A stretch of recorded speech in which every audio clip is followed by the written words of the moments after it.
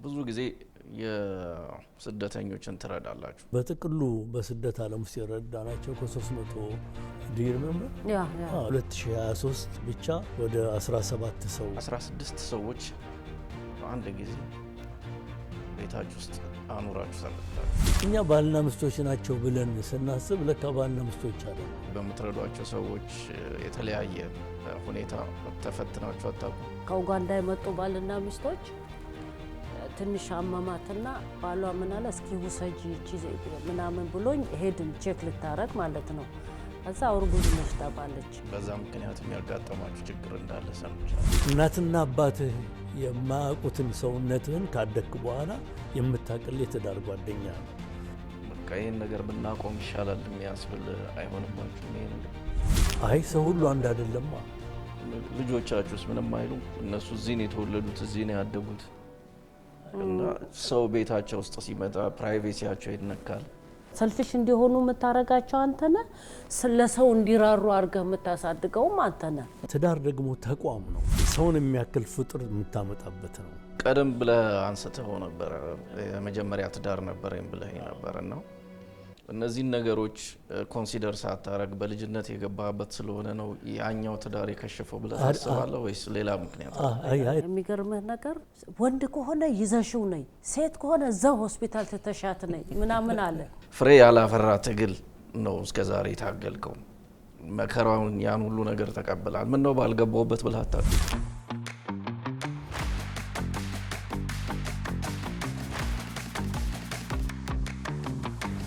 ህይወት በኪራይ ቤት ተጀመረ። አዎ ነገሮች እንዳሰባችሁት የተመቸ ነበር? ስራ ለመጀመር ሴትን ለማድረግ ካናዳ ውስጥ ብዙ ተቸግራችኋል? አዎ እንደ ከኛ ቀጥሎ የመጡ ስደተኞች የተሻለ ነበራቸው።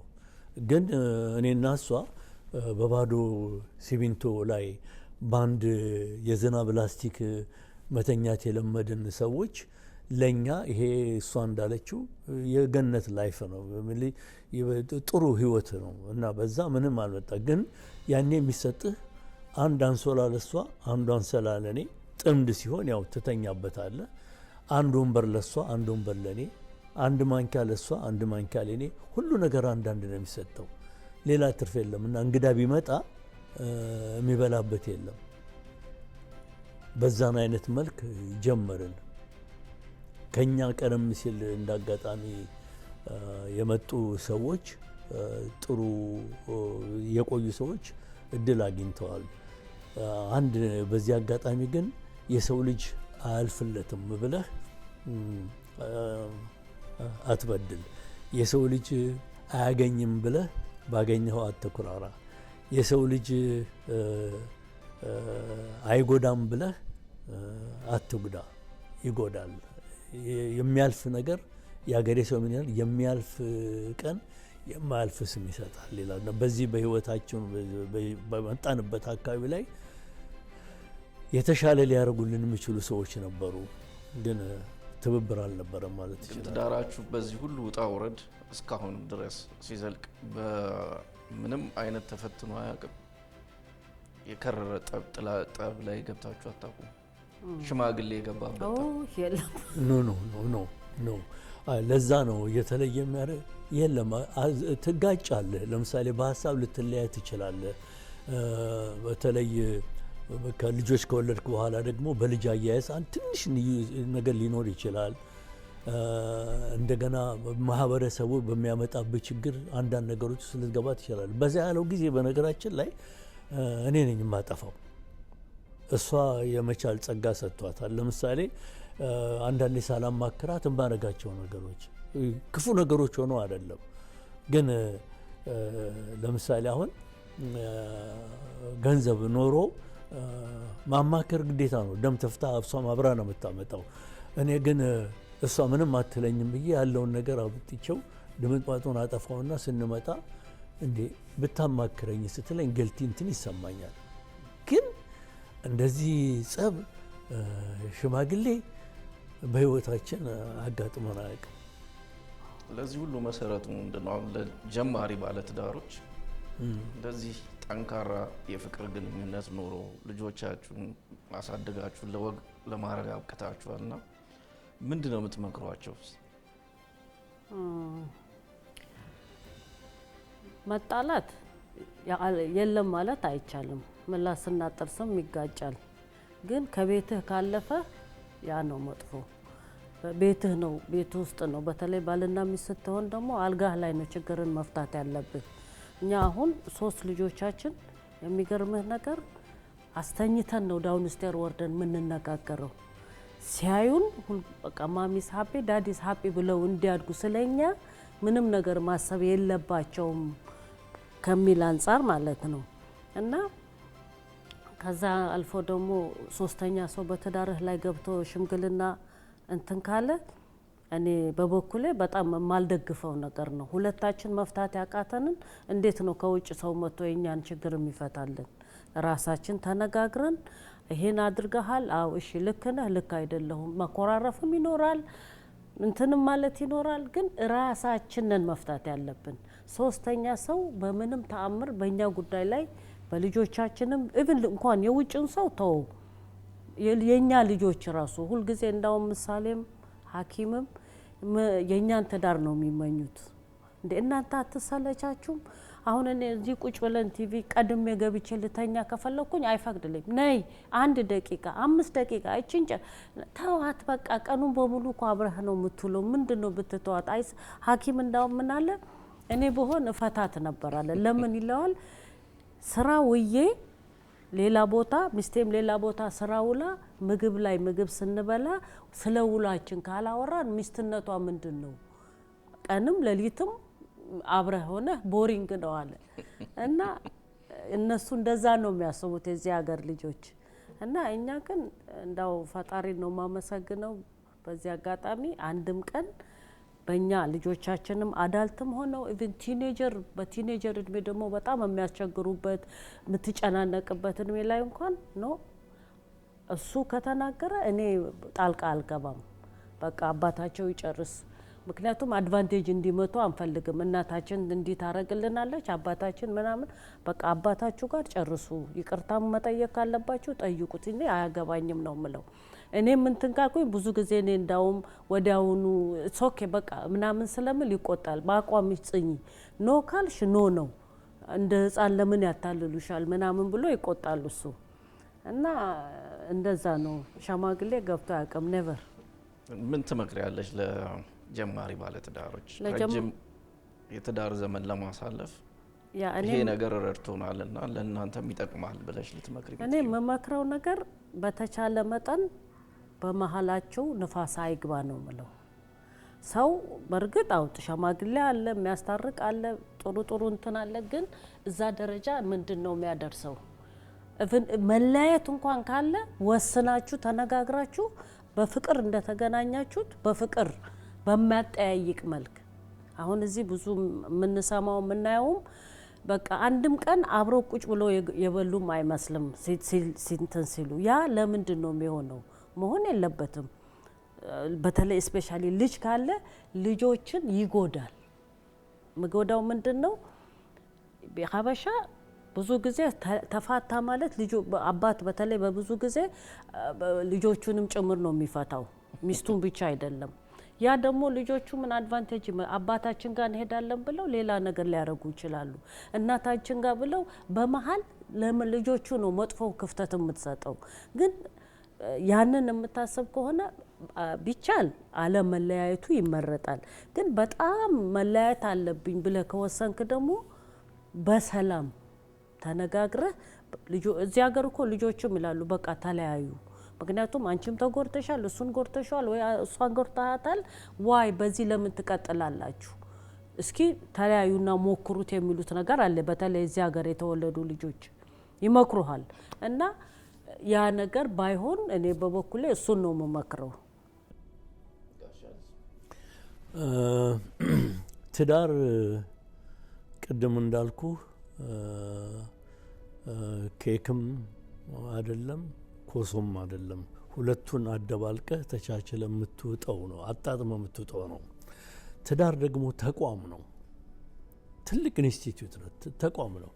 ሰውን የሚያክል ፍጡር የምታመጣበት ነው። ማህበረሰብህን የምትገነባበት ነው። አገር የምትገነባበት ነው። ትዳር እገባለሁ ብለህ ስትል ይህን ኃላፊነት ስትሸከም ሀገር እንደምትገነባ ቅድም ሀገሬ ናት ያልኩ ለዛ ነው። ሰውን የሚያክል ፍጡር አምጥተህ ለሀገር የምታተርፍበት ማህበረሰብን የምታሳድግበት ነው ትዳር። ትዳር እናቱ አባቶቻችን ይህንን ነው ያስተማሩት። እኔ ትዳር እንዳልኩ በተቻለ መጠን መቻቻል ነው። እኔ ለምሳሌ አንዳንድ አንጣላም ማለት አይደለም። እኔ ለምሳሌ ብዙን ጊዜ እንዳልኩ እኔ ነኝ ብዙ ጦስ ማመጣው ሰውንም በቃ ማህበረሰብ ውስጥ እንዲያረጋለው ብዬ አንዳንዴ ሳላማክር ማረጋቸው ነገሮች ሊያስከፋት ይችላል። ግን ውስጤን ትረዳኛለች። ለራሱ ብሎ አይደለም ለሰው ብሎ ያደረገው ነው ትለኛለች። ለስፒሪት ኦፍ ሰከንድ ግን ጭቅጭቅ ያመጣል። ሲያመጣ እኔ ምንድነው ማረገው? ያው በእግሬ ነው የሚሄደው። ጭራዬን ቆልፈና 1 5 6 7 ኪሎ ሜትር እስከሚያልበኝ ሄጄ ስመለስ እሷም ታውቃለች፣ ልጆቼም ያውቃሉ። በቃ አሁን እንትኑ ረስቼዋለሁ። ይሄ ስላወራ ነው ነገር አዲስ ሰውኝ ነው ወጣው። እናት አለም አይንዬ ስኳሯ ጣፋጭ እንደማሯ የማልለው ነገር የለም። በቃ እሱን ያውቃሉ ጸባዬንና ሁሉም ይስቃሉ። ያው ይቅርታ ያደርጉልኛል። ቤት ገብቼ እቀመጣለሁ። እኔ አንድ እሱ ነው ታማኝ መሆን ነው። በትዳር መካከል ቅናት ነገር ካለ መጠራጠር ካለ ትዳር አይቆይም። ሁለተኛ እናትህም አባትህም እህቶችም ወንድሞችህም ትዳር አይደሉም። እነዚህ የስጋ አካሎች ናቸው። እናትና አባትህ የማያውቁትን ሰውነትህን ካደክ በኋላ የምታቀል የትዳር ጓደኛ ነው። እናትና አባቷ የሚያውቁት የልጅነት ሰውነቷ ከሷ ይልቅ እኔ ነኝ የምማቀው። ስለዚህ ምንድን የዛን ያህል አንሶላ ተጋፍ የዛን ያህል ፍጥረትን አምጥተህ ባትወልድ እንኳን ልጆች ባይኖር እንኳን የዛን ያህል ደረጃ ከተዳረስክ ተቻችለ መኖርህ ያመጣዋል። ለዚህ ለወጣቱ ትውልድ ልነግረው የምችለው ነገር ቢኖር ለመጋባት ከመቸኮል በፊት ኢንስቲትዩት ነው የምትገነባውና ተቻችለ መኖር እንዳለብህ ራስን ማለማመድ ያስፈልጋል። እና ቀደም ብለህ አንስተው ነበር የመጀመሪያ ትዳር ነበረኝ ብለህ ነበርና እነዚህ ነገሮች ኮንሲደር ሳታረግ በልጅነት የገባበት ስለሆነ ነው ያኛው ትዳር የከሸፈው ብለህ ታስባለህ ወይስ ሌላ ምክንያት? አይ ሌላ ምክንያት ነው።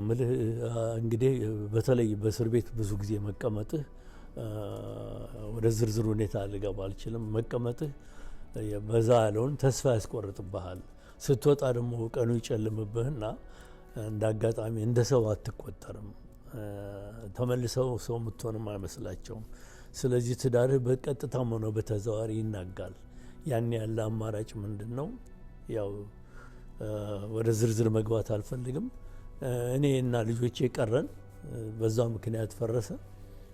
እኔም ለእናቴ ልጆቼን አስረክቤ ወደ ስደት ዓለም ተጋፈጥኩ ለማለት ነው።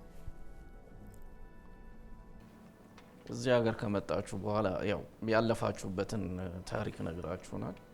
ብዙ ጊዜ የስደተኞችን ትረዳላችሁ። አዲስ የሚመጡ ሰዎችን በምትረዷቸው ሰዎች ጸባይ፣ በምትረዷቸው ሰዎች የተለያየ ሁኔታ ተፈትናችሁ አታውቁም? ትዳራችሁ ሳልተፈተነም? መጀመሪያ ትዳራችሁ አልተፈተነም? አልተፈተነም። ምክንያቱም በዚህ ዙሪያ ላይ ብዙ ጊዜ ተነጋግረን ነው የምናደርገው። የሆነ ችግር ሲመጣ እንዲህ ነው ይለኛል። ቁጭ ብለን እንዴት ነው ማድረግ ያለብን፣ እንዴት ነው በቃ በዛ ተነጋግረን ሁለታችን ወስነን ነው የምናደርገው። እሱ ብቻ ዝም ብሎ እንትን የሚያደርገው ነገር አይደለም። እና ትዳራችንን እንደዚህ በሰው ምክንያት ሰው ለምን መጣ ወይንም ለምን ሰው ረዳን በሚለው እንትን ብለን አናቅም፣ ተጨቃጭቀን አናቅም። ምክንያቱም ከመሆኑ በፊት ስለምንነጋገርበት የሁለታችንም እንትን ነው። ተማካክረ ያደረከውን ነገር ማንንም ብሌም ማድረግ አይችልም። አንተና አንቺ ነሽ ማባባል አንባባልም። ነግረኛል እንዲህ ነው ሲለኝ በቃ እንደዛ ከሆነ እንዲናርግ ተባብለን ነው ያን ነገር የምናደርገው። ስለዛ ለምን ሆነ ብለን በዛ ተጨቃጭቀን አናቅም። በግምት ምን ያህል ሰው ረድታችኋል እስካሁን? የስደተኞችን ቁጥር ስንጀምር እንግዲህ ከ1985 ዓመተ ምህረት ጀምሮ ነው። እዚህ ከመጣን ጊዜ ጀምሮ ነው። ቃል ኪዳን ነበረን በሶማሊያ እስር ቤት ውስጥ የነበሩትን ሰዎች ወደዚህ የማምጣት ከሱ ጋር ተጀምሮ እስካሁን እስካለንበት 197 ሰው ደርሷል። በስደት ዓለም እንዲገቡ ያደረግነው ለማለት ነው። ግን ከስደት ወጥቶ ደግሞ እዚህ ከደረሱ በኋላ በተለያየ ምክንያት ከራሳቸው ፍላጎትን በመነጨ ላለመመለስ በወሰዱት እርምጃ ረድተን ያስቀመጥናቸው ጋር ሲደመር በጥቅሉ በስደት ዓለም ውስጥ የረዳናቸው ከ300 በላይ ነው ማለት ይችላል። በዚህ ዓመት በ2023 ብቻ ወደ 17 ሰው ነው እንግዲህ ይህንን ችግር ልንቀርፍ የሞከር ነው። በጥቅሉ እንደዛ ነው። 17 ሰው ስትል አንድ ታሪክ አስታወስከኝ። 16 ሰዎች በአንድ ጊዜ ቤታችሁ ውስጥ አኑራችሁ ታውቃላችሁ። በዛ ምክንያት የሚያጋጠማችሁ ችግር እንዳለ ሰምቻለሁ። እስቲ አይኔ እሱን ጊዜ አስታውሽና ንገሪኝ። ያ እሱ ፋሚሊ ናቸው። ከኬንያ ነው እንትን የተባሉት ስፖንሰር ባልና ሚስት ከሁለት ልጆቻቸው ጋር እንደገና ከኡጋንዳም እንደዚሁ አጋጣሚ ያው የመጡ ነበሩ። ግን በእርግጥ ልጆቹ ትንሽ ተንከራተዋል። ሀቅ ለመናገር ማለትም ማሸጋሸግ ነበረብን። የሐኪምን ቤድሩም ለባልና ሚስት አስለቀቅን። ሁለቱን ሴቶች አሸጋሸግን። አንዱ ፋሚሊ ቤዝመንት ሆነ። በእንደዛ ነው እንትን ያልነው የነበረው እና የዛኔ ደግሞ ሬስቶራንት ነበረን። እኔ እና እሱ ሌሊት ወጥተን ሌሊት ነው የምንገባው የሚያስፈልገውን ነገር እንትን እያለን። ግን ያው እነሱም ስራ ምናምን ሲያገኙ ባሎቻቸው ብዙም እንትን አላሉም። ያው ቤት ይዘው እንትን አሉ። የዛኔ ትንሽ በእርግጥ ለልጆቹ በጣም ከባድ ነበር። ብዙ ነው 16 ሰው በአንድ ቤት ውስጥ መኖር ችግር ነበር። ከዛ በኋላ ደግሞ ሌላ የሰማሁትም ነገር ስለነበረ ግልጽ አደርግልሃለሁ። ችግር ነበር መሰል 16 ሰዎች በነበርንበት ጊዜ አንደኛ አይ ቲንክ ከእስር ቤትም ከስደትም ሰውነታችን ስለለመደ ችግሩን ተቀበል ነው። አንድም የእሷና የኔ ደስ የሚለው ነጥብ በጋራ ስለሆነ እናደርግ የነበረው ነው እና ምንድን ነበር እሷ 3 ልጆቹን ይዛተኛለች፣ 2 ሴቶችን የሐኪምን መኝታ ቤት ደግሞ ለአንድ ባልና ሚስት ለቀናል። እንደገና ደግሞ ቤዝመንቱ መሬት ካልሆነ እንትን የለውም፣ መኝታ ቤት አልነበረውም። እንደገና ደግሞ ሌሎቹ ባልና ሚስቶች አንደኛው አልጋ ላይ ይተኛሉ። ስለዚህ ምን ወሰንን? እኔና ሐኪም ወንዱ ልጅ ጠዋት ማታ ፍራሽ እናነጥፍና ቀጭን ፍራሽ አለች፣ እሱ ላይ እንተኛና ጠዋት ስንነሳው እሱም ወደ ትምህርት ቤት እኔም ወደ ስራ ሲሄድ እንጠቀልልና ከሶፋ ኋላ እናስቀምጣለን። ትንሽ ለልጁ እዚህ ለተወለደው ልጅ ልክ የእስር ቤት ኑሮ አይነት ነገር ሆነበትና ችግር ነበረ። ከሱ ይልቅ በዚህ በስደት ዓለም ውስጥ ከስፖንሰር ጋር በተያያዘ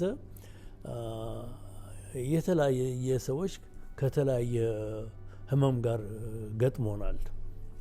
በአንድ ወቅት አሁን ኦታ አካባቢ ላይ ያሉ ስልጣን ያላቸው እንደ አጋጣሚ ሆኖ ሰው ስፖንሰር አድርጉ ተባልንና ስፖንሰር አድርገን ያደረግነው ሰውዬ እንትን ደርሶታል፣ አውስትራሊያ ደርሶታል። ግን እሱ ይመጣል ብለን ጠበቅን። እንደ አጋጣሚ ሰዎች የሱን ኬስ ለሌላ ሰው ሽጠውለት ኤርፖርት ልንቀበል ሄድን። ለሌላውም ቤተሰብ ትምህርት እንዲሆን ነው የምፈልገው። ስንሄድ እኛ ይመጣል የተባልነው ሰውዬ ስም የተነገረን አናቅም። እሷም እኔም የተነገረን ስም አለ። በሱ ሄደን ስንቀበል እኔ ነኝ ብሎ በስነ ስርዓት ተቀበል ነው ሰውየውንና ቤት ገባንና ድካም በጣም የተሞላበት ሰው ስለነበረ እስቲ እንዴት ይሻላል ብለን እንዲያርፍ አደረግኩና እኔ ተመልሼ ወደ ሬስቶራንት ነበረንና ወደዛ ሄድን። ስንመጣ አሁንም ሰውየው እንደተኛ ነው። እዚህ ከንፈር አካባቢ ላይ ተሰንጥቋል እና ይሄ ነገር እንዴት ነው ብለን በጣም ጨነቀን። 3ኛ ቀን ላይ መነሳትም አልቻለም። ላይ የቆየን ትንሽ የነ ስላሳሰበን ወደ ድንገተኛ ሆስፒታል ሄድንና ቀጠሮ ያስኩና ሄድን። ሄድኩ ይዘን ሄደን እንዳጋጣሚ ምርመራዎች ምናምኖች ተሰጡና ለጊዜው ትንሽ መድኃኒት ሰጥተው እንደገና ሐኪም እንድናይ ተብሎ ቀጠሮ ተያዘና ሐኪሙ ጋር ሄድን። አንደኛ ሰውየው የኤችአይቪ እንትን ነው፣ በሽተኛ ነው። ኖርማል ነው። ይሄ ምንም ችግር የለብንም በእኛ በሱ፣ ምክንያቱም ኮመን የሆነ ነገር ነው። እንዳጋጣሚ ደግሞ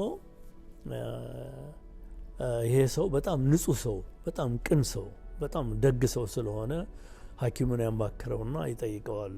እነዚህ ሰዎች ቅን ሰዎች፣ ስፖንሰር ያደረጉኝ ሰዎች ስለ እኔ ህመም አያውቁም፣ ስለዚህ ግልጽ ማድረግ እፈልጋለሁ ብሎ መጥቶ ውጭ እየጠበቅኩ ያለው ይነገርና እንገባለን። ገብቼ አይ አንተ አታቀኝም፣ እኔ እንደዚህ ስፖንሰር ያደረጋችሁት ሰውዬ አይደለሁም፣ ይሄን እንዳጋጣሚ አንድ ሰው ሽጦልኝ ገዝቼ ነው፣ እናንተ ምን ታምኑ ሰው ሽጦልኝ ገዝቼ ነው፣ እናንተ ምንም እንዳላወቃችሁ አውቃለሁ እና ይሄ ከሞትኩም እዚህ መጥቼ ሞት ይሻላል ብዬ ነውና የዚህን አይነት ተጠቂ ነኝ፣ የኤድስ በሽታ ተጠቂ ነኝ አለ። በጣም አለቀስኩ፣ አዘንኩ እና አቅፌ ሳምኩት። ለምን ቅን ሰው ነው።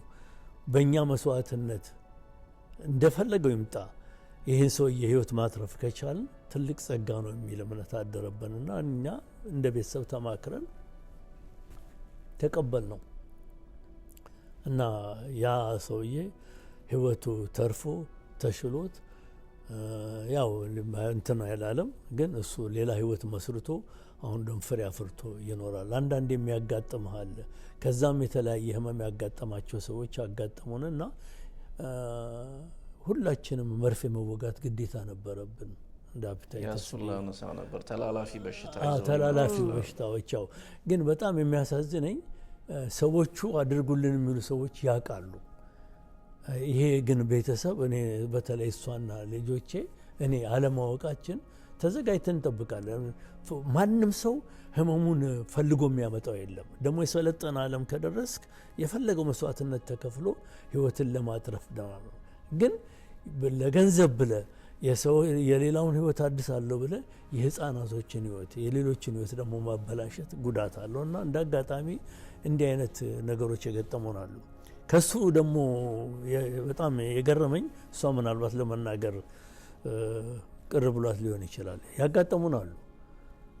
ባልና ሚስቶች ሳይሆኑ ባልና ሚስት ነን ብለው ይመጣሉ። ዱ ዩ ሪሜምበር? ይመጣሉ።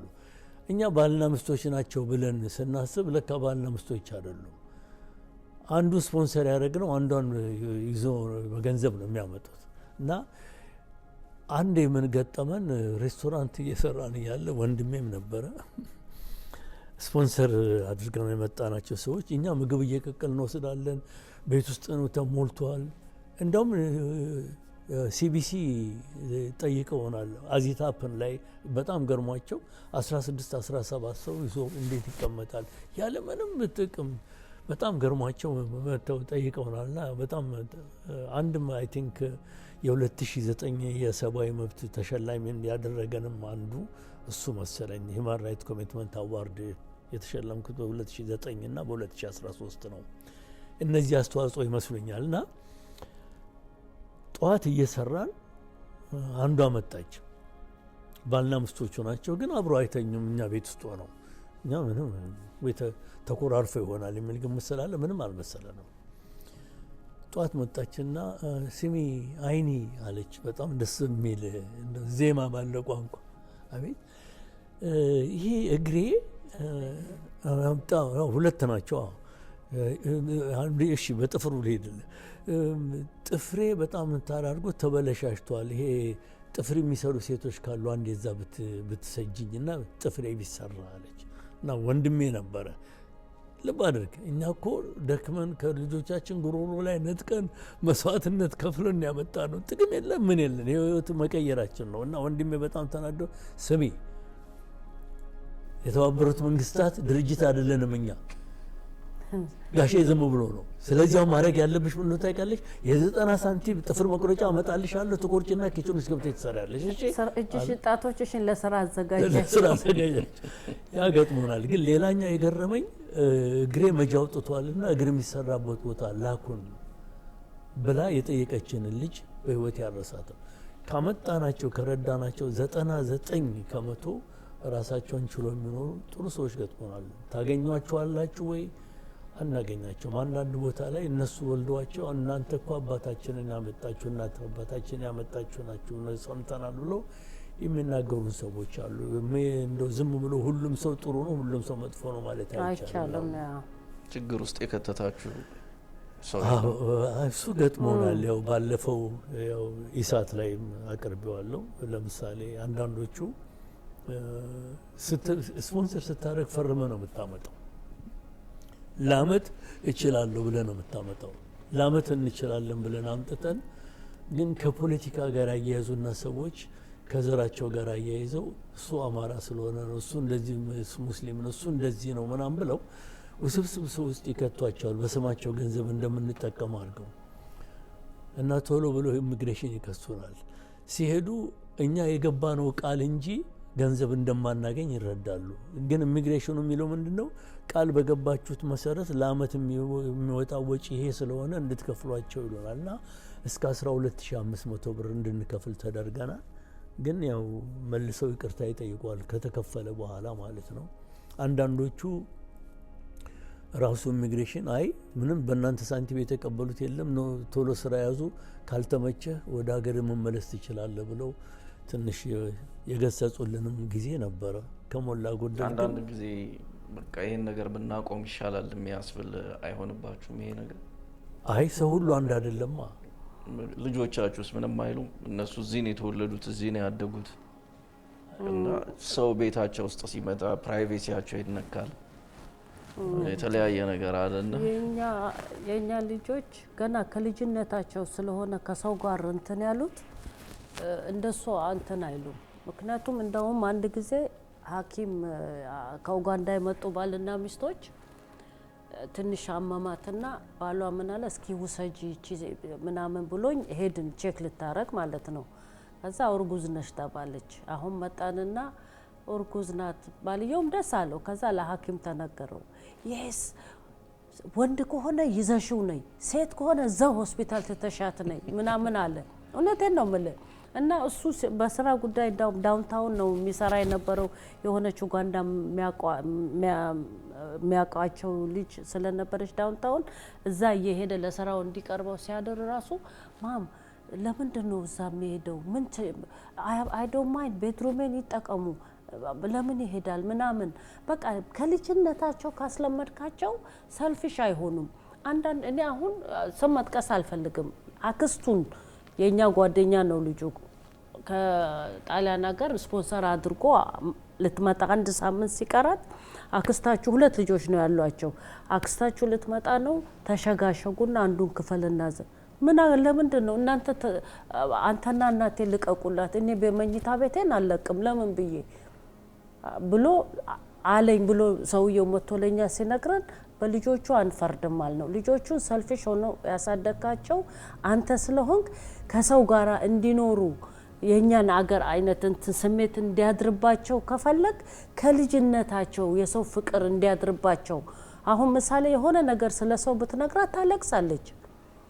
ሐኪምም እንደዛው ኦሪትም እንደዛው ልጆችን አንተ ነህ እንትን የምትላቸው ሰልፊሽ ሆነ ሰልፊሽ እንዲሆኑ የምታረጋቸው አንተ ነህ። ለሰው እንዲራሩ አድርገህ የምታሳድገውም አንተ ነህ። ስለዚህ እኛ እንዳውም ቅር ነው የሚላቸው ሰው ሲሄድ ከቤት እንጂ ምንም። ለዛም ነው እኛም ብዙ ያልተጨናነቅ ነው የልጆቹን ባህሪ ስለምናቅ። አንድ በዚህ ላይ ሊጨምርልን ፈልገው ልጆችህን እዚህ ሀገር ገንዘብ አታወርሳቸው። ንብረት አታወርሳቸውም። ልጆች ራሳቸው በራሳቸው አድገው የራሳቸውን ንብረት ነው የሚመኙት። የአባቴን ንብረት ወርሳለሁ የእናቴን ንብረት ወርሳለሁ ብሎ የሚመኝ ልጅ በጣም ሬር ነው፣ በጣም ትንሽ ነው፣ ጥቂት ነው። ግን አንተ ልታወርሳቸው የምትችለው ነገር አለ። የምታወርሳቸው ነገር ባህልህን ነው፣ ማንነትህን ነው፣ ኢትዮጵያዊነትህን ነው እና ፍቅርህን ነው። ስለ ሰው ልጆች ያለህን ክብር ነው። ገና ሲወለዱ ጀምረ እኔ በእኛ ቤት ውስጥ ኢትዮጵያ ረሃብ ለምሳሌ በዚህ በቴሌቪዥን በምናምን ያሳያሉ። 1984 በነጮች አቆጣጠር ከፍተኛ ረሃብ፣ ሁለተኛው ረሃብ ኢትዮጵያን ያጠቃበት ጊዜ ነበረ። በዛ ጊዜ ልጆቻችንን የምናደርገው ምንድን ነው? በቴሌቪዥን ላይ ያለውን ነገር እንዲያዩት ነው የምናደርገው። አዎ ረሃብ አለ፣ ችግር አለ፣ ድርቅ አለ። በዚህ ልናፍር አይገባም። እግረ መንገዳችን የአስተዳደር ጉድለት እንዳለ፣ እግረ መንገዳችን የተፈጥሮ ጉዳት እንደሆነ፣ ይህን ሁሉ ያለማፈር ድርሻችንን ማበርከት እንዳለብን ነግራቸዋለን። አንድ ለምሳሌ የመጀመሪያውን ዓመት ነው ልደተኛ የምናከብርላቸው። ከዚህ ቮይስ ኦፍ አሜሪካ እንዳጋጣሚ ምሳሌን ጠይቋት ነበረ። የ15 ዓመት ልጅ ሆና እነ ብርቱካን ሚደቅሳ እስር ቤት የነበሩበት ጊዜ እኔና እሷ ትንሽ ፊርማ አሰባስበን ከፍተኛ በረዶ በነበረበት ሰዓት ላይ ፓርላማው ፊት ለፊት ለጠቅላይ ሚኒስትሩ ለማቅረብ ደብዳቤያችንን ሄደን አድረን ነበረ። ያኔ ቪኦኤ ጠይቆ ነበረ። በእኛ ቤት ውስጥ ልደት ሲከበር ቃል ኪዳን ነው የሚገባው። የሚቀጥለው ልደቴ 3 ኢትዮጵያውያኖችን ረሃብ ያለበት ቦታ እረዳለሁ፣ የሚቀጥለው ልደቴ 2 ህፃናቶች እንዲካሉ ይህን ገንዘብ እልካለሁ በሚል መልክ ነው ስንቀርጻቸው የቀረጽ ናቸው። ከፍ ካሉ በኋላ እንደውም ስለ ልደት የሚባል ነገር ብዙ ማናስም በስማቸው አድርገን ከመላክ በስተቀረ እኔ ልደቴን እንደ ዘመን ለቅሶ በልቼው አድጌ አሁን ለልጆች ልደት አላችሁ ብዬ የሚጨነቅ ሰው እሷም ሆነ እኔ በጣም እስቃለሁ። አሁን ልደት ይከበራል ብሎኝ እንጃ የማፍር ይመስለኛል። በዛን አይነት መልክ ነው ልጆቻችንን ያሳደግናቸውና መብት የሚጀምረው ከቤት ነው። ስለ ሀገር መቆርቆር ያለብህ አንተ ነገ ታልፋለህ። የሚተካ ትውልድ ልጆች ሀገር ምንነቷን ካልተረዱልህና ካልቆሙ ህዝባዊ ፍቅር እንዲያድርባቸው ካላደረግ አይ ቲንክ ኃላፊነት የጎደለ ነገር አለ ማለት ነው። እሱ ማንኛውም ቤተሰብ በጋራ እንዲያስተካክሉ ከኛ የተሻለ የሚያሳድጉ ሰዎች እንዳሉ ደግሞ እናውቃለን። ወደ ኋላም ለተመልሰኝ ነው አሁን ባነሳው ጉዳይ ላይ የጋሻ ሊወጥ ከፖለቲካና ከመብት ትግል ተለይቶ አያውቅም። ይሄ ሁሉ ችግር ቀደም ብለን ያወራናቸው ችግሮችም በፖለቲካ ምክንያት የተፈጠሩ ናቸው። ግን ያው ፈረንጅ እንደሚለው ነው በመርገም ውስጥም በረከት አለ እንደሚባለው አይኔን አግኝተሃል። እስካሁን ድረስ በፍቅር እየኖራችሁ ነው። ልጆቻችሁን ለወግ ማድረግ አብቅታችኋል። ግን የደረሰብህን መከራ ስታስበው በእኔ አመለካከት ደግሞ የኢህአፓ ትግል ፍሬ ያላፈራም ብዬ ነው ማምነው። ይሄ እኔ አመለካከት ነውና ፍሬ ያላፈራ ትግል ነው እስከዛሬ የታገልከው። መከራውን ያን ሁሉ ነገር ተቀብላል። ምን ነው ባልገባውበት ብለህ አስበህ አታውቅ? እንትን አመለካከትን አደንቃለሁ። በተለይ ፍሬ ያላፈራም ስትል ባንተ አመለካከት ያው በእኔ አመለካከት ወይንም ባንተና ወይንም ሌሎች በሚጠብቁት ፍሬ የሚሉት ምንድነው? ስልጣን መጨበጥ ላይ ነው። ኢህአፓ ስልጣን ባለመጨበጡ ፍሬ አላፈራም ብዬ አላምንም እኔ። ምክንያቱም ኢህአፓ የተነሳበትን አላማና የከፈለውን መስዋዕትነት ሳረጋግጥ ከሌሎች ዓለም ታሪኮች ጋር አያይዘዋለሁ። የሳውዝ አፍሪካ ምን ያህል አመት ወሰደባቸው ስልጣን ለመጨበጥ ላለሁ። የፍልስጤም እንቅስቃሴ ምን ያህል አመት ወሰደበት። ሌሎችም ሀገሮች እንደ ኢትዮጵያ ባሉበት እንደዚህ እንደ ኢህአፓ የነበሩ ድርጅቶች ብዙ ህይወት ከፍለው ያልደረሱበት ቦታል። እንደውም ተነው ይጠፋሉ። የሱዳን ኮሙኒስት ፓርቲን ማስታወስ ይቻላል። በግብጽ ውስጥ የነበረውን ማስታወስ ይቻላል። እኔ ኢህአፓ ስልጣን ባለመጨበጡ ፍሬ አላፈራም ብዬ አልልም። እንዲያውም ኢህአፓ ፍሬ አፍርቷል። ዛሬ ስልጣን ላይ ለምትመለከታቸው የፖለቲካ ድርጅት መሪዎች የምትላቸው እንደነ ብርሃኑ ነጋ ወይንም የኦሮሞ ነጻ አውጪ የምትላቸው ትልልቆቹ ሰዎች ወይንም ዛሬ ጸሐፊ ነን የሚሉት የፖለቲካውን ቋንቋን ሰልጥነው እንዲወጡ ላንቃቸውን የጠረገላቸውና ያሳመረላቸው ኢህአፓ ነው። ግን እንደ ድርጅት ጠንካራ ድርጅት ሆኖ በኢትዮጵያ ውስጥ ተጽዕኖ ማሳደር የሚችል ፓርቲ መሆን አልቻለም።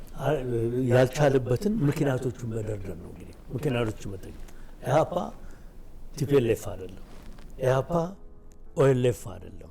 ቲፒኤልኤፍ ስልጣን ላይ ወጥቷል፣ ኦኤልኤፍ ስልጣን ላይ ወጥቷል። አሁን የምታያቸው የዘር ድርጅቶች ወጥቷል። እንደ ኢህአፓ ግን ያሉ ድርጅቶች በተለይ በአንድ ኢትዮጵያዊ የሁሉንም ዘር ያቀፈ የሁሉንም ሃይማኖት የያዘ ድርጅት ስልጣን ላይ ለመውጣት ወይም ደግሞ ፍሬ አፍርቶ በአንድ ጊዜ ለማየት አስቸጋሪ ነው የሚሆነው። ኢትዮጵያ እጣ ፋንታዋ ሆኖ ከአንድነት ከሚቆሙ ድርጅቶች ይልቅ ዘረኞች ቀድሞ ስልጣን ያዙባት የገነኑባት ሀገር ናት። እርግጠኛ ነኝ አንተም እንደ ጠያቂ ኢህአፓ ስልጣን ላይ ቢወጣ ኖሮ ይህንን ጥያቄ አታነሳልኝም ነበር። እንደ አጋጣሚ ስልጣን አለመውጣቱ ነው ለኔ እየታገሉ እየሞቱ ትግልን ያስተማረ ኢህአፓ ነው። እየታገለ ስህተት ላይ ትግል፣ በትግል ላይ ስህተት እየመራ ያለ ኢህአፓ ነው። እኔ እንደውም የሚገርምህ ወደ ኋላ ከጠየቀኝ ነገር አንዱ ቅር የሚልህ ነገር አይደለም ባላረኩት ብለህ የጠየቀኝ ነው። ፈጣሪም በጣም ማመሰገነው እኔ ኢህአፓ አባል ሆኜ በመቆየቴ ነው እስካሁን ድረስ። አይ ቲንክ ጥንካሬውንም የሰጠኝ ደግነቱንም የሰጠኝ በመብትም ጠንክሬ እንድቆም ያደረገኝ ኢትዮጵያን እንድወድ ያደረገኝ ክህደትን እንድጠላ ያደረገኝ የሁሉንም ሃይማኖት አክባሪ እንደሆነ ያደረገኝ ኢህአፓ ነው ብልህ አልተሳሳትኩም። ለኔ አንድ እዚህ ላይ ደግሞ እንደገና ተጨማሪ ማድረግልህ ከኢህአፓ በፊት እኮ ትግል ነበር። እነቱን ለማና ሜጫ ነበሩ እኮ ከኢህአፓ በፊት ድርጅት ከመመስረቱ በፊት እኮ እኛ ኦልሬዲ በሰራተኛ ማህበር ተደራጅተን ተቸግረን ጀምረናል እኮ እና በራጎም እኮ ራሳቸውን እስከሚሰቅሉ ድረስ ደርሰውበታል። የአቃቂ ሰራተኞች በአንድ ሰዓት መረቅ 8 ሰዓት እንዲሰሩ ተገደውበታል። ኢትዮጵያ ውስጥ ጭቆና በጣም በነበረበት ሰዓት ላይ እንደ ድርጅት የተደራጀ ድርጅት የፖለቲካ ፓርቲ ባለመኖሩ በተነጢላ በሰራተኛ ማህበር ትግል ጀምረናል። እንደ አጋጣሚ ሆኖ የሰራተኛውንም የሁሉንም ጥያቄ ይዞ ተደራጅቶ የመጣ የፖለቲካ ፓርቲ በፓርቲ ደረጃ ከኢህአፓ ሌላ የለም። እኔ በበኩሌ ማስተማሪያ ሆኖናል። ስህተቶች በመካከል ተሰርተዋል ብትለኝ እኔ የአመራር አባል ሆኜ አይደለም አንድ ተራ አባሉ ነኝ። በዛ በጣም እኮራለሁ። ደግሞ የሚገርም አንድ ተራ አባል በመሆኔ በጣም ኩራት የሚሰማ ኩሩ የኢህአፓ አባል ነው ብትል አሊን ታገኘዋለህ። እና እነዚህ ሁሉ ስህተቶች ሆኖ ግን ለአንድ ቀን ኢትዮጵያን አልከዳትም፣ ለአንድ ቀን በኢትዮጵያ አልተደራደረም። እኔ ከዚህ የበለጠ ድርጅት ይኖራል ብዬም አላምነን ወደ ኋላ ሪግሬት የማደርገው ነገር የለኝም ብዬ ነው። ምናልባት መልሼው ከሆነ መልካም ካልመለስ ያው እንዳመለካከታችን ነው። ያ ለኔ የሚዋጥልኝ አይነት ምክንያት አልሆነም እና ይሄ ግን የእናንተ አመለካከት ነው። ሁሉም ሰው የራሱ ሀሳብ አለው። ሀሳባችንን ሊሆን ይችላል ብዬ አልገምትም። ምክንያቱም እኛ ትግል ስንጀምር አይ ቲንክ አሁን ያንተን እድሜ ቅድም እንዳልከኝ ከሆነ አንተ ያደክበት እየገፋ ያለበት ህይወትና እኛ ትግል የጀመርንበትን ጊዜ ሳስበው ሊዋጥ አይችልም። አንደኛ የሚጻፉ መጽሐፍቶች በሙሉ ጸረ ኢህአፓ አቋም ያላቸው መጽሐፍቶች ናቸው። ጸሐፊዎቹ ራሳቸውን እኔ መመርመር ብችል እያንዳንዷን ጸሐፊ ነቅሻ ያወጣልህ ነበር። ወይ ኢህአፓ አባል የሆነ ከድርጅቱ የተባረረ ወይንም ደግሞ ኢህአፓ ውስጥ ሆኖ ትግል ሰልችቶት የሄደ ወይንም ደግሞ በደርግ ጋር ወግኖ አብሮ የነበረ ከደም ተጠያቂነት ራሱን ለማትረፍ የሚፈልግ አሊያም ደግሞ በዘረኛ ድርጅት ውስጥ ተቀምጦ ተመልሶ አንድ የሆኑ ድርጅቶችን ላለማየት። ይሄ ነገር ከርዕሳችን ያወጣናል፣ ግን ከተነሳ ይቀር አንድ የመጨረሻ ጥያቄ ልጠይቅ። አብዛኞቻችሁ የኢህአፓ አባላትም ሆናችሁ አመራሮቹ በአውሮፓና በአሜሪካ ነው ያላችሁ። አብዛኞቻችሁ ሶሻሊስት ነበራችሁ፣ ካፒታሊስት ሀገር ላይ ነው የምትኖሩት። አብዛኞቹ ወደ ትምህርት ቤት ገብተዋል፣ ወደ ንግድ ገብተዋል፣ የተሻለ ኑሮ ያላቸዋል። በአብዛኞቹ ትግሉን ሰከንደሪ አድርጋችሁታል። ያኔ ለመሞት ቁርጠኛ የነበረው ያንን ሁሉ መከራ የራሳቸውን ለመግደል ሳይናይድ ይዘው የሚዞር የነበረ ሰው ስደት ከወጣ በኋላ ትግሉን እርግፍ አድርጎ ትቶ የራሱን ኑሮ ማመቻቸት ላይ ነው የተጠመደው ብዬ አምናለሁ። አሁን ከእናንተ ቀጥሎ የመጣው ትውልድም የተደራጀ ልክ በእናንተ ቁርጠኝነት ልክ ቁርጠኛ ሆኖ ለመታገል እንዳይችል ያደረገው የእናንተ እዛ ጋር መክሸፍ አይደለም፣ ጥያቄ ነው የእናንተ መክሸፍ ነው ብዬ አስባለሁ። እና ከዚህ ጋር በተያያዘ ደግሞ እስካሁንስ ካፒታሊስትም ሀገር እየኖራችሁ የሶሻሊዝም ከደማችሁ አልወጣላችሁ? መጀመሪያ ደረጃ ሶሻሊስቶች አይደለም። አሁን እኔ እንደ ተራ ሰው አባል ነው መልስልህ። ሶሻሊስት ከውጭ የምትሰጡን ስም ነው። እንኳን እኛ ራሻ እንኳን ሶሻሊዝምን አጠናቅቃ አልጨረሰችም። ያው ደርግም ሶሻሊስት ነኝ ሲል ነበር የሰማው። በሶሻሊዝም ውስጥ ግፍ አይኖርም ማለት አይደለም። ሁለተኛ ከሸፈ የሚለው ቃል ለዛ ነው ቅድም ካልኩ ጋር ይመጣው ክሽፈት በቃ አለመኖር፣ ስልጣን አለመጨበጥ። እንትን ክሽፈት ስልጣን አለመጨበጥ ከሆነ ተሳስተሃል። አንደኛ ትግል ማቆም ሰከንደሪ አድርጋችሁታል። አይ አይደለም። አንደኛ ምን መሰለህ ሰከንደሪ አላረግነው በአንተ አመለካከት ነው። እኔ አቁም ያለው አልኩ እንዴ? ሰከንደሪ አድርጌ እኮ አላየሁትም እኔ። ለምንድን ነው ይህን የምልህ? በመጀመሪያ ደረጃ በህቡ አለመስራታችን ነው ይህን ሁሉ የሚያመጣው። አሁን የምናየው ትግል ህቡነት ቀርቶ ለፋሽስት መጋለጥና መጥፋት ነው የመጣው። ትግላችን ልክ እንደ ኢህአፓ በህቡ ቢቀጥል ኖሮ ውጤታማ እንሆን ነበረ። ለዚህ ነው አባላቶቻችን ሳይወዱ በግዳቸው አገር ቤት ውስጥ ያሉት ራሳቸው በፊት በደርግ ጊዜ 1 ሜትር ጉድጓድ ውስጥ ነበር ራስን ደብቀ የምትኖረው። በወያኔ ጊዜ ከ2 ሜትር በታች፣ በሶስተኛው ሲደርስ ወደ ሶስተኛው መውረድ ግድ ይላል። ይፋ ወተን ስላልተየን እንደ በፊቱ ወረቀት ስላልበተንን እንደ በፊቱ ግድግዳ ላይ ጊዜ ያለፈበት ትግል ነው እሱ በሙሉ ባለማድረጋችን ያ ምናልባት እንደ ከሸፍ ሊያስቆጥር ይችላል በማህበረሰባችን ዘንድ። ግን እንደሱ አይደለም፣ እንደዛ እንደሚገመተው አይደለም። ኢህአፓ በነገራችን ላይ ውጭ ካሉት አመራሮች ይልቅ አገር ቤት ውስጥ ያሉት አመራሮች ይበልጣሉ። እኔ እኮ ኢህአፓ ባለኝ እኔ ነኝ ድርጅቴን የማውቀው። እኔ አመራር አይደለሁም፣ ግን እድሉ ተሰጥቶኝ ጉባኤ እሳተፋለሁ።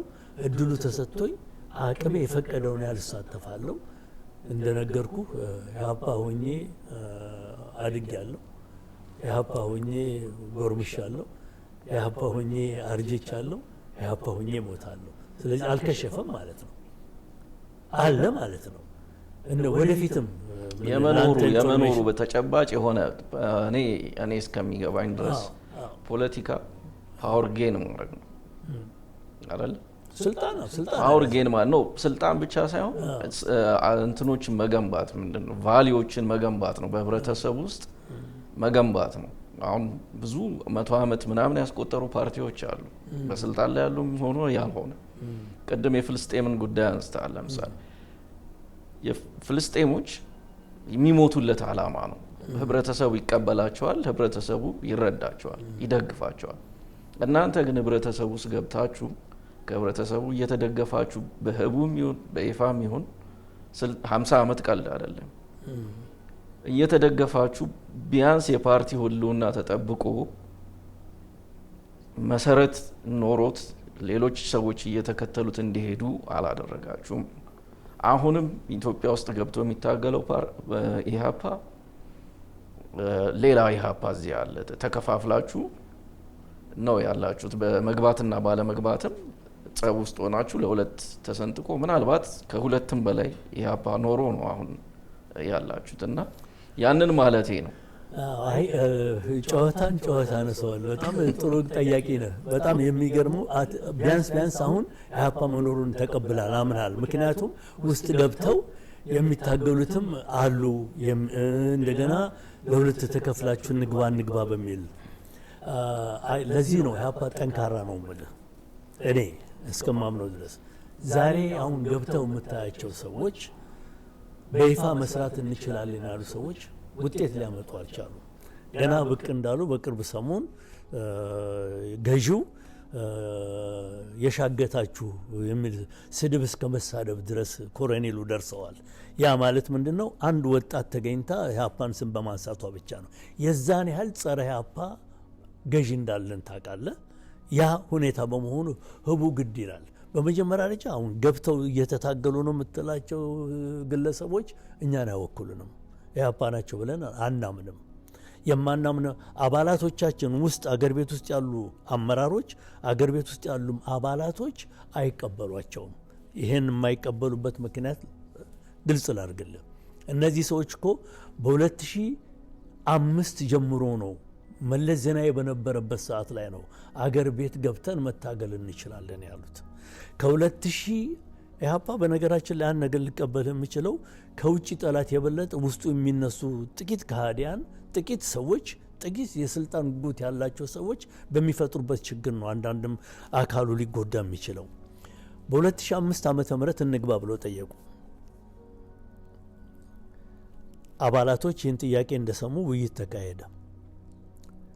አይ ልክ አይደላችሁም፣ የኢትዮጵያን ሕዝብ እየጨፈጨፈ ባለበት በወያኔ ሰዓት ላይ ይህንን ማድረጉ ስህተት ስለሆነ የኢትዮጵያ ሕዝብን ነው መታረቅ ያለበት እንጂ እንጃን አይደለም የሚል አቋም ተወሰደ።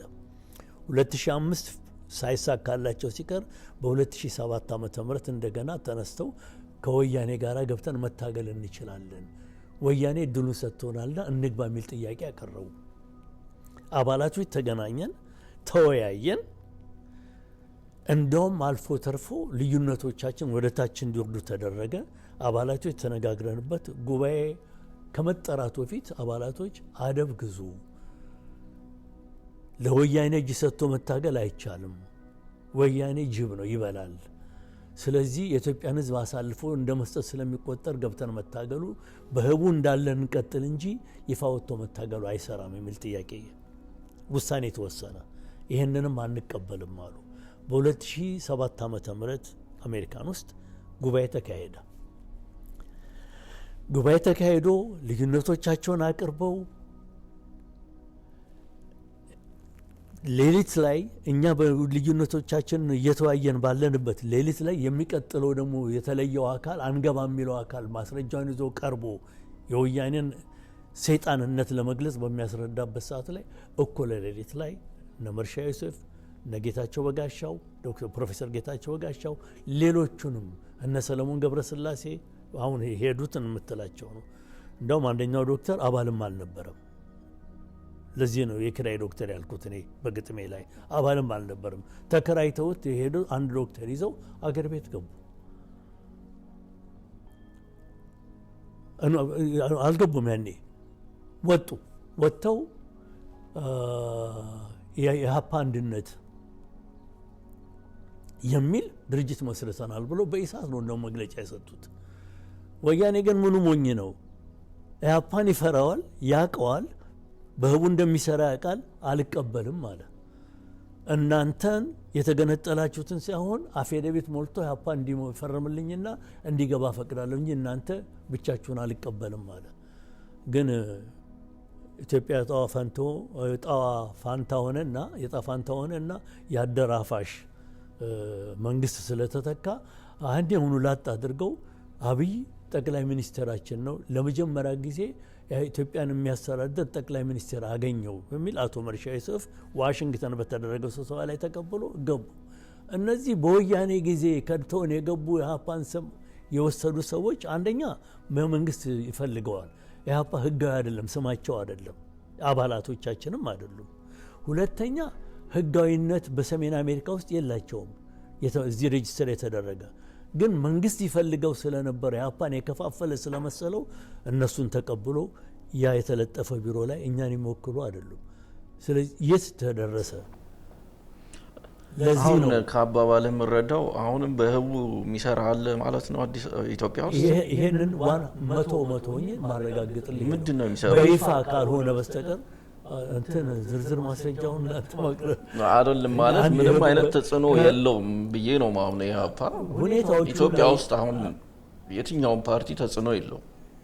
አሁን ባለው መንግስት ምን ፓርቲ አለ? ከጥቅም ውጭ ሆነዋል ሁሉም። ምንም ፓርቲ የለም እኮ ስለዚህ በህቡ ትግልን መቀጠል ነው ያለበት እስከሚደራጅ ማህበረሰብ እስከሚጠነክር ድረስ። በተለይም ደግሞ ዘረኞች ባበቡበት ስርዓት ውስጥ እንደ ኢህአፓ ያለው ድርጅት አብቦ ልታየው አትችልም። ጊዜ ወስዳል። ብዙ ሊያነጋግረን ስለሚቻል እዚህ ላይ ብናቆመውና ትዳራችሁን ሴሌብሬት ልናረግ ስለተገናኘ ይሄ ግልጽ ይሆንልኝ። እሱ ብቻ አይደለም። አሁን ተቃዋሚ ያለ መስሎ ከታየ ስህተት ነው። እነዚህ መንግስት በራሱ ልክ የቀመቀማቸው ያስተካከላቸው ቅምቅም ወይንም ተቃዋሚ ድርጅት ብለው የገቡ ካልሆኑ በስተቀር በየቦታው ላይ አሁን ቃታ ስበው የሚታገሉ ድርጅቶች ላይ ተስፋ ሊኖረን ይችላል። በዛ ውስጥ ምን ያህል በህቡ ይሰራል ያ ሌላ ጉዳይ ነው የሚሆነው። ወደዛ ዝርዝርም መግባት አልችልም። ወደ ትዳራችሁ እንመለስ እስቲ። ማይረሳ ገጠመኛችሁ የሚያዝናና ሊሆን ይችላል፣ የሚያሳዝን፣ እሱን ንገሩንና ውይይታችንን እንቋጭ። እኔ አንድ የገጠመንን ልናገር። እኔ አገር ቤት ውስጥ እዚህ ሀገር በመጣን በአመት ከምናምኑ ነው ከዳውንታውን ተባረርንና ሄድን።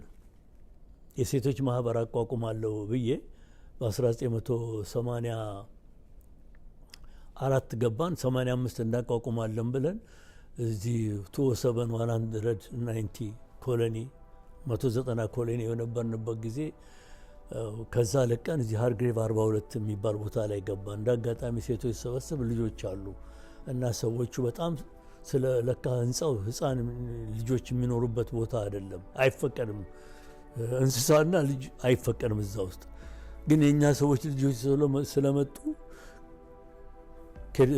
የቤቱን ህንጻውን የሚጠብቀው ኬርቴከሩ መጣና በቃ ትለቃላችኋል። እነዚህ ሬሲስቶች ናቸው ብዬ ትልቅ ጦርነት ሳነሳ አልገባኝም የሀገሪቱ ህግና በአንድ ወረቀት ከቤቱ አባረሩ እና አባረሩና የት ሄድን? ቫልሆላ ድራይቭ የሚባል ቦታ ተከራየን። እኔ አገር ቤት እያለው እንትን አይቻላቅም ነበረ። ይሄ በኤሌክትሪክ የሚሰራ ድሪል ለምን እንደሆነ አላቅም፣ እሷም አይታም አታቅም። እና ቫልሆላ ላይ ያለን እዛ የተከራየንበት ቤት ውስጥ ለካ በበረንዳው በኩል ዘለው መዝለል ሳይሆን እንትንም ደረጃ አላቸው። በሱ የሚወጡና የኛን በረንዳ ላይ ሆኖ የሚሰሩት ስራ ነገር አላቸው መሰል አላወቅንም። እና ሰዎቹ ቤት እንደመጡ አላቅም፣ ቤት እንደሆነ አላውቅም። እሷና እኔ ነን ያለነው። እሷ ኪችን ውስጥ ሆና በመስታወት ታያቸዋለች። ሰውየው ድሪሉን ነው ያረገ ነው፣ ገመድ የለውም እና እንደ ሽጉጥ እንዲዞር በመስታወቱ ከርቀት ታለች። አሊ አለች። አቤት ሰውዬ ይዟል አለች። እኔ እንዲህ ከመኝታዬ ወጥቼ እንዲህ ሳይ እንዲህ አስተካክሎ ይመጣል። አይ ላኩብን፣ ደፉን። ቶሎ ሁለታችን መሬት ላይ ሁለታችን መሬት ላይ ለጥ ጠላት ይደፋ። ቀስ ወደ ቤቴ እየተሳቡ ሲል መሰላል ነገርም አለው። አይ ቋልኩና እንዳትነቃነቂ አንቺ ቢሞት ምን ልሞት? አዎ እንዳትነቃነቂ፣ መሞትም ካለብኝ እኔ ነኝ መሞት ያለብኝ። ስለዚህ በሩን ከፍተውና እታች ወርጄ ሰው ጠራለሁ ብዬ እንዲቀና ብዬ በሩን ከፈት ሳረጋ አሁንም እንዲላል እታባ ካታገኘኝ ብዬ እሷ እንደተኛች ነው። ግን የሚጮህ ነገር የለም፣ ዱዓ የሚል ነገር የለም። ይላል እንዴ! መጨረሻ ላይ ዝም ብዬ አየሁት እና ከመሰላሉ ወረደና ወደ ታች ወርጄ ኬርቴከሩን ሳነጋገር መስኮታችሁ ውስጥ ብረቶች እየተሰሩ ነው፣ ይቅርታ መንገር ነበረብናል። በህይወቴ ይሄንን አልረሳውም። እኔ ደግሞ ማረሳው እኔና እሱ ወክ ልናረግ ወተን ወደ ፖርቴጅ ማለት ነው። የዛኔ ፖርቴጅ ፕሌስም አልነበረም። እየሄድን ድሮ እሱ የሚያቀውን አገር ቤት የሚያቀውን ሰው አገኘው። ምን ለብሶ? ይሄ የሴኩሪቲ ልብስ፣ እዚህ የሴኩሪቲ ልብስ ለብሳ አይደል ምትቀመጥ። ከዛ ደነገጠ። ከዛ እንትናለው እንዴ የት መች መጣ? ለካ እሱ ተደናግጦ ዛሬ ነው የሆነ ነገር ብቻ አለው። እና ምንድነው መሰራው? ሴኩሪቲ በቃ እዚህ ማገር ይሰልላል ማለት ነው። ይሰልላል አገር ቤትም ያሰቃየን ነው ብሎ በእንትን ውስጥ ገብተን እንደ ስልካችሁ ስልክ የለንም አለው ስልክ የቤት ስልክ እኮ አለ ስልክ የለንም እንዴት አልሰጣችሁም አና አላቅም አልሰጡንም ከዛ ይሄ ሰውዬ እኮ አገር ቤት ነው ማቀው እስር ቤት ነው ማቀው ማን ነው እዛ ብዙ ልጆች እንትን አድርጓል ምናምን አለ እና ታዲያ ምን ያረጋናል እዚህ እንዴ ሴኩሪቲ ነኝ አለው እኮ ለካናዳ መንግስት የሚሰለል አራራጠን ነው ማለት ምክንያቱም የለበሰው ኮፍያ እንደ አገር ቤት ወታደር ነው ዶክመንተሪ ፊልም ላይ ይሰርቻለሁ እና እኔ አላወኩም ምንድነው መጣ አለ እንደምን መጣ እንደ ስለ ደንግጬ አው መጣ መቼ መጣ ትላንትና መጣ እኔ ወር አልፎናል ከመጣ ቤት ተከራይተውልናል እና ስልክ ያላችሁ ስልክ የለንም ምንድነው የምትሰራው ስለው እኔ ሴኩሪቲ ነኝ አለ በቃ ደነገጥኩ ለካናዳ መንግስት ለካ ይሰራል ማለት ነው የሰውዬ ብዬ ምንም ነገር ሰውዬው እንዲህ ያደረገን ነው እስር ቤት ውስጥ በሰው ተጠያቂ ነው አሰቃይቶናል አልኳት እሺ ልክ ሰውዬው ከሄደል በኋላ ጠላቴ ይሩጥ እንዴት እንደሮጠ ውስጥ ለውስጥ ነው ዊኒፔግ ስኩዌር የሚሉት አለ መግቢያ ሁሉ ጠፍቶን ሮጠን ወጣን ቤት ከደረስን በኋላ ስልክ አንስቼ ግርግዳ ላይ ያለ ስልክ ነው ለአንድ ደወልኩለት አይ ሴኩሪቲ ነው አለኝ ምንድነው ሴኩሪቲ አሁን አንደር ከቨር ነው አይደለም የህንጻ ዘበኛ ነው ከዛ በኋላ ለካ አልፎክርም እንዴ በየታ ባቱ ይምጣልኝ መሬት ላይ ተገለባበት ማረጋውን ለኔ ማቀው ምናምን በጭራሽ ስልኩን ስጠኝ ሰድበዋለሁ አንድ ደግሞ ሳናስበው አንድ ቀን ደግሞ እንደዚሁ ወደ አንድ ቦታ እንሄዳለን ኃይለኛ ብርድ ባለበት ሰዓት ላይ መንገድ ስንሄድ በአውቶቡስ ነው የምንሄደውና አዲስ ነን እንዳጋጣሚ ብርዱን አልቻለችውምና ሰዎች ዘው ብለው ሲወጡ የሆነ ህንጻ ውስጥ ገባች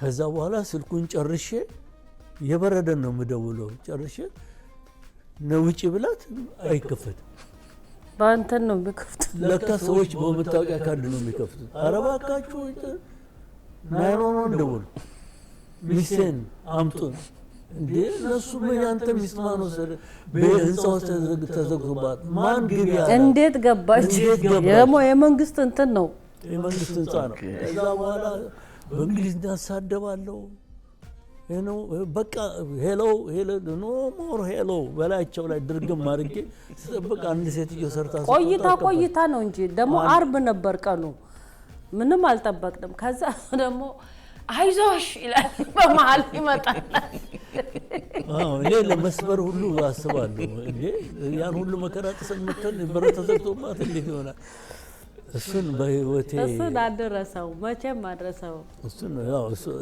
እሱን አደረሰው በጣም ነው ማመሰግነው ቀረ የምትሉት መናገር የምትፈልጉት የምታስተላልፉት መልእክት ካለ እድሉ ልስጣችሁና አይ እኔ ምለው ዋናው ትልቁ ነገር የመጣንበት የሰላም ሀገር ነው ለወገኖቻችን ልናስተላልፍ የምንፈልገው ነገር ይሄ የምንኖርበት ዓለም አጭር ነው ለሰው ልጆች ይጠቅማል የምትሉትን ነገር ሁሉ ልታረጉ የምትችሉትን ብታደርጉ በጣም ፍቅር የሞላበት ትዳር ይኖራችኋል እንደገና ፍቅር የሞላበት ነው ሞት የምትቀበሉትና ለሰው ልጆች ደግ ነገር ከማድረግ ወደ ኋላ አንቆጠብ አንደኛው በሚያጠፋው ሌላኛው ያጠፋል ማለት አይደለምና ቂም ያያዝ እሱን ነው ለወላጆች ልነግረው የሚችለው ነገር ቢኖር በተቻለ መጠን ስለ ሀገራችሁ ያለምን መፍረት ያለችበትን ሁኔታ ለልጆቻችሁ አስረዱ ያኮራችኋል ከዛ ውጪ የዚህን የሰዋዊ መጽሐፍ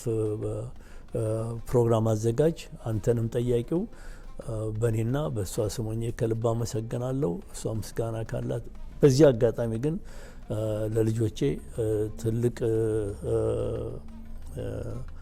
ማስተላለፈው ነገር ቢኖር ባህላቸውን ሀገራቸውን ህዝባቸውን ቢወዱ ክብር ይኖራቸዋል ህዝቡን አገሩና ባህሉን ያልወደደ ክብር ሳይጎናጸፍ ያልፋልና ይሄንን ቢጠብቁ ዳናራራለሁ ከልባ መሰግናለሁ ከሱ የተለየ ነገር የለኝም እና እኔ ደግሞ ምንድነው በይበልጥ ማስተላለፍ የምፈልገው ነገር በተለይ ባለትዳሮች ችግራችሁን ራሳችሁ በፍቅር እንደተገናኛችሁ በፍቅር መፍታት ልጆች እንኳንስ የውጭ ሰው የወለዳችኋቸው ልጆቻችሁ ባይሰሙ ይመረጣል። ልጆቹም ይጎዳሉ።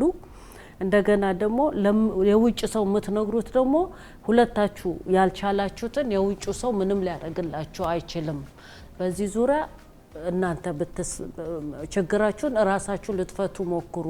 ከቤታችሁ አይውጣ። ከቤታችሁ ከወጣ ንፋስ ገባበት ማለት ነው እና ያንን ነው ማስተላለፍ የምፈልገው።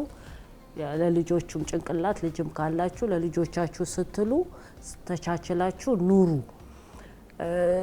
የመጨረሻ የሚያለያይ ነገር ችግር ከመጣ ደግሞ በፍቅር እንደተገናኛችሁ ከልጆቻችሁ ጋር ተማክራችሁ መለያየትም ካለ እንግዲህ ሰው እየተሰቃየ ልጅ ስለወለደ መኖር የለበትም። ራሳችሁ የምታደርጉትን አድርጉ። አትጎዳዱ። ሕግ ፊትም አትቅረቡ። አትወነጃጀሉ። ብዙ ጊዜ የምንሰማው እንዲያረገኝ እንዲያረገችኝ ምናምን ነው። ያ ምንም አይጠቅምም። ለሰው የምትነግሩት ያ ሰው ሚስትም ስለባሏ ስታወራ ያ የሚሰማው ሰው እሷን ነው የሚታዘበው። ባልም ስለሚስቱ እንዲያረገችኝ ሲል እሱን ነው የሚታዘቡት። ያ ሁሉ ለምን ይሆናል? እናንተው ጨርሱ ነው የምለው። የኔም ማስተላልፈው ይሄንን። እሺ በጣም ነው የማመሰግነው። ተመልካቾቻችን እስካሁን ስትከታተሉ የቆያችሁት ሰዋዊ መጽሐፍ በሰሜን አሜሪካን የትዳር ተምሳሌት ፕሮግራማችንን ነው። እንግዶቻችንን አቶ አሊና አይኒን በጣም ነው የምናመሰግነው። ሰላምና ጤና ከረጅም ዕድሜ ጋር እንመኝላችኋለን። እናመሰግናለን።